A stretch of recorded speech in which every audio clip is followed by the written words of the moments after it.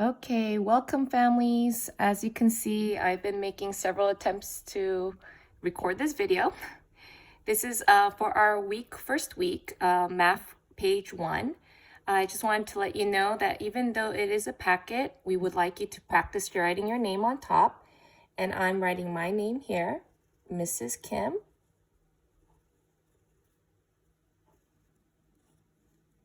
And today's date is April 14th, 2020. Okay, so today we're going to make 5 group drawings like the example to compare each problem. So you see the example here. The problem states 7 minus 4 equals and a blank. What we want to practice doing is drawing in groups of 5 circles so that it'll be easier for the students to do math problems and just to make them a little bit more quicker and fluent. So if you look here, there are 7 circles. 5 of them were colored in to show a group of 5, then 2 more. And when we crossed out, we didn't cross out from the front, we crossed out from the back. So we crossed out 4 to show that we're taking away or subtracting 4. 1, 2, 3, 4. The remaining is 1, 2, 3. Most of the students will not have to count the circles because if they look at 3, they should be able to recognize 3. That's called suitizing. We're going to look at the first example problem. The problem says 5 minus 3 equals, and we have a blank there for the answer. We do want the kids to draw circles just to practice and so that they know a different way of showing and proving their work. So we're going to draw a group of 5. They're going to be all colored in because we're doing a group of 5. And the 5s that are a group will be colored in. 1, 2, 3, 4, 5. Once again, these circles don't need to be perfect, but just to show that we know what they're doing, we just want it a little bit shaded in like this. We're going to subtract 3, which means take away 3. I would like you to see that the lines are drawn diagonally, but you can draw it like a minus sign. That's how I taught my kids, so that they recognize that it is taking away. Minus means take away. So we're going to take away from the back. 1, 2, 3. We have 2 left over, and we're going to write 2 in the answer square here. Some kids would already know that 3 and 2 more will make the 5, and just say 2 is the answer. If they can do it that way, great, but I would still like to see the circles to know that they know how to make 5 groups.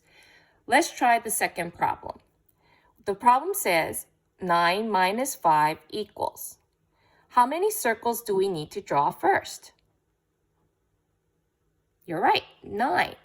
How many of those do we need to color in? 5. You're correct. Let's try this. 1, 2, 3, 4, 5. Do we color the rest? No, the rest needs to be not colored. 6, 7, 8, 9. And then it tells us to take away or subtract 5.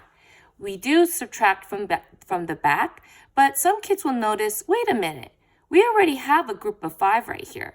All we need to do is subtract the 5, and the remaining will be the answer, which is 4. When you look at it visually, they can see that without having to count each circle. If they need extra help, you should have them count the circle. 1, 2, 3, 4, and 4 is the answer right here. And the last one, let's have you read the number sentence for us.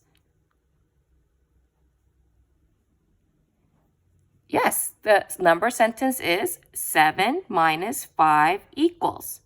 How many circles do we need to draw all together? You should have said 7 because that's how many we start off with. How many of the circles should be colored in to make a group of 5?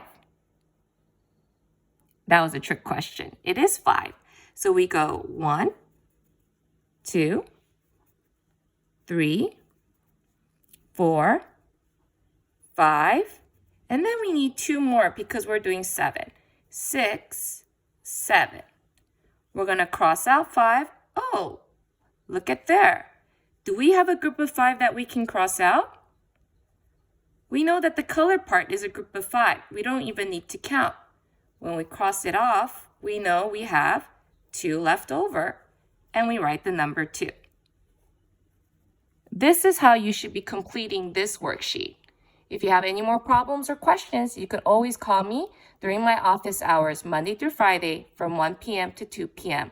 Class Dojo, email, or text, as well as doing WebEx to do face-to-face questions. Hope to hear from you guys soon. Happy mathing!